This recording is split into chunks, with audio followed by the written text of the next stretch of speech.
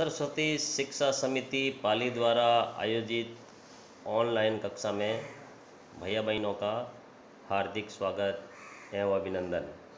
भैया बहनों, आज हम परमाणु की संरचना भाग 5 के बारे में अध्ययन करेंगे।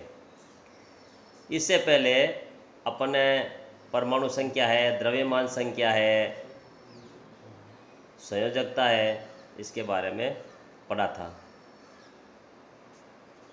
आज अपन लेते हैं समस्थानिक।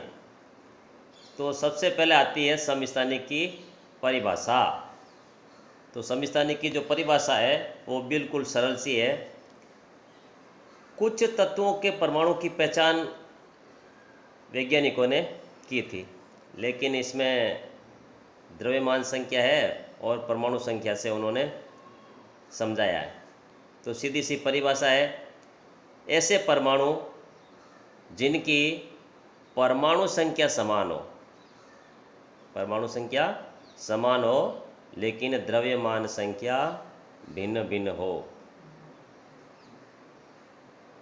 किसी भी तत्व के अंदर परमाणु संख्या को अपन उस प्रतीक के नीचे बाईं ओर लिखते हैं और द्रव्यमान संख्या को प्रतीक के ऊपर दाईं ओर लिखते हैं। जैसे अगर अपन उदाहरण की बात करते हैं तो अपन हाइड्रोजन परमाणु लेते हैं। इसके 3 परमाणविक सीरीज होती है। हाइड्रोजन की अगर बात करते हैं तो हाइड्रोजन के लिए जब समस्थानिक की बात करेंगे तो अभी मैंने परिभाषा बताया है कि परमाणु संख्या तो समान होगी और द्रव्यमान संख्या भिन्न भिन्न होगी। तो हाइड्रोजन के लिए 3 है। प्रोटियम 1H1, 1 बाईं ओर आएगा और वो वाला ऊपर दाईं ओर आएगा। ड्यूटेरियम 1H2, इसको अपन BB बोलते हैं। टाइट्रियम 1H3 या फिर इसको T बोलते हैं। तो प्रत्येक की परमाणु संख्या समान है, 1H1, 1H2, 1H3। तो 1 1 1 ये कहलाती है परमाणु संख्या। ठीक है, तो ये सभी में समान है। द्रव्यमान संख्या 1 2 और 3 है, तो ये द्रव्यमान संख्या क्या हो गई? भिन्न भिन्न हो गई। तो ये समस्थानिक कहलाते हैं। अब अपन ये सीधी सी परिभाषा है कि एक ही तत्व के परमाणु जिनकी परमाणु संख्या समान हो लेकिन द्रव्यमान संख्या भिन्न भिन्न हो, समस्थानिक कहलाते हैं। समस्थानिक का निर्माण न्यूट्रॉन की संख्या में परिवर्तन से होता है।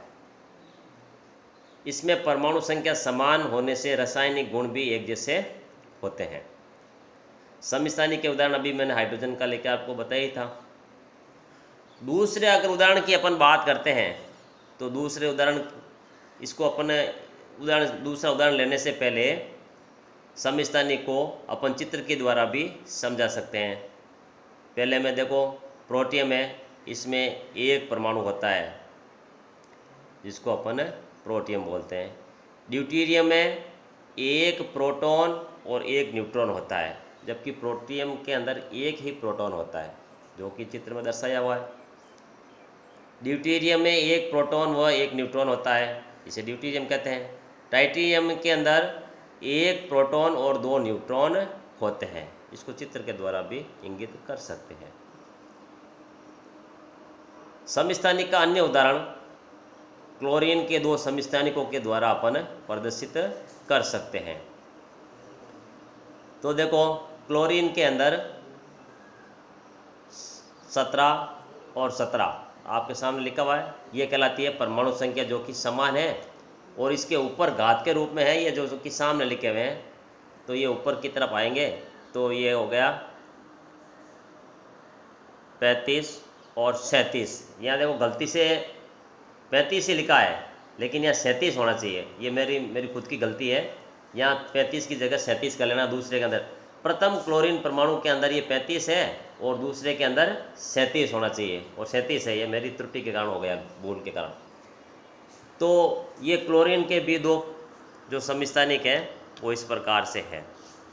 क्लोरीन के समस्थानिकों में न्यूट्रॉनों की संख्या 18 व 20 है, लेकिन प्रोटॉन समान है। प्रोटॉन क्या है? समान है। ये ध्यान रखना महत्वपूर्ण की बात है। उसके बाद में आता है कि भाई समभारिक किसे कहते हैं। तो समभारिक को समझने के लिए जस्ट इसकी उल्टी परिभाषा है। उल्टी परिभाषा क्या है?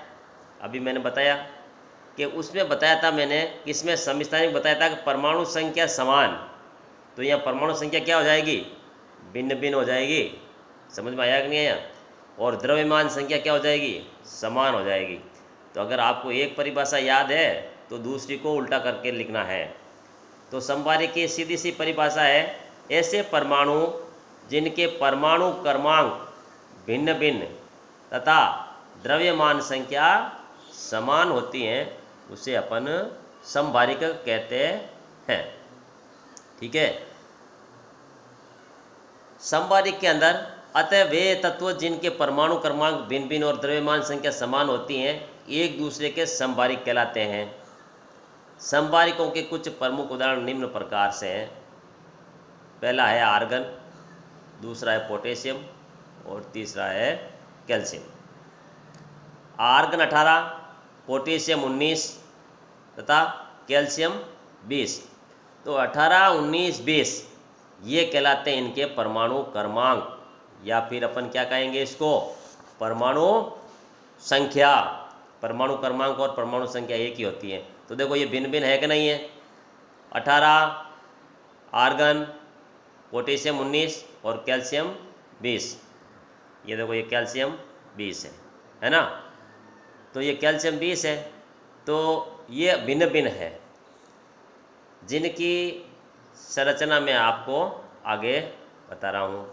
ये देखो ये संरचना हो गई आपकी। ये देखो इसके अंदर आर्गन के अंदर देखो 18 है प्रोटॉन, पोटेशियम में 19 है और कैल्शियम में 20 है।